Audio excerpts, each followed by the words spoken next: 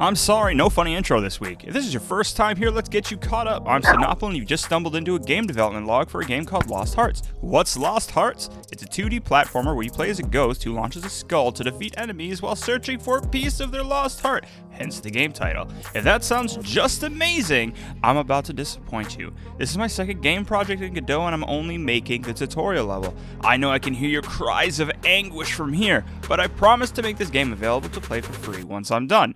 That's it, we're all caught up, now let's get into the project.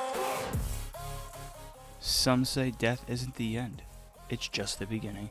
Except for the slime spawner, death is pretty much the end for this thing. This was a fast and dirty creation process, but enough looking at it as a sprite, let's take a look at it in game. Looks pretty good, I think. I'm not going to go over how I got the death animation to work, because it's literally the same method I used last week.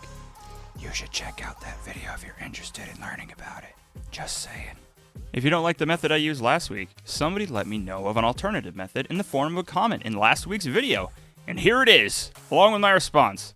The alternate method involves using an animation player node, which is something I look forward to playing around with in the future, but not something I feel I have time to do in this project. Thank you for the comment. Okie dokie, time for a bit of level design. I adjusted the level, nothing major, but holy cow on a cracker did it make a difference. I made the adjustments because I wanted to prevent the player from killing enemies off screen and from the skull getting too far away from the player. And adding some of these little hurdles did that, but something unexpected happened. The level became more interesting, and in my opinion, more enjoyable to traverse. You also might notice that the level has more grass and environmental elements added to it. This also helped in making the level feel more complete.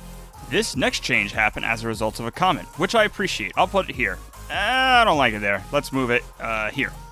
As a result, the parallax background now looks a lot better. Thank you, commenter. There's nothing better in life than defeating your enemies with a skull you launch from your face. Am I right? Except when that skull goes out of reach or reacts in unexpected ways, like when you can't fire the skull while crouched. It took me a bit of time, but this was a simple fix. Turns out that while crouched, the skull would hit the ground.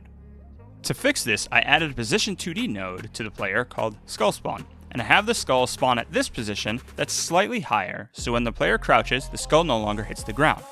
The player can also recover the skull if it gets too far away from them.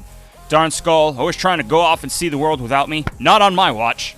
This also proved to be a simple fix. I'm already tracking how far away the skull is from the player while launched, so I added an if statement that if the distance was beyond a certain amount, to just have the player recover the skull.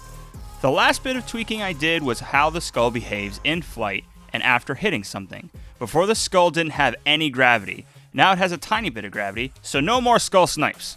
With that under control, I tackled how the skull reacts after hitting something.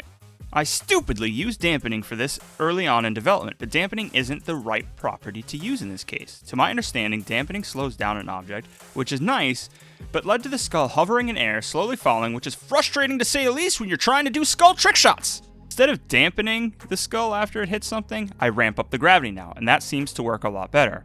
Also, while going through the code in this section, I discovered I was accelerating the skull after hit, so it would actually increase speed after hitting something. Oopsie daisy. So I deleted that line of code.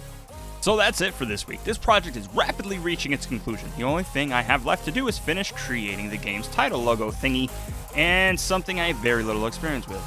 Sound design. Dun dun dun! So hopefully you enjoyed the video. If you did, please consider liking and subscribing. Have advice, sage-like wisdom, or just want to simply offer words of encouragement, please leave a comment. So as always, have a good day or night whenever you're watching this, and have a good one. Bye.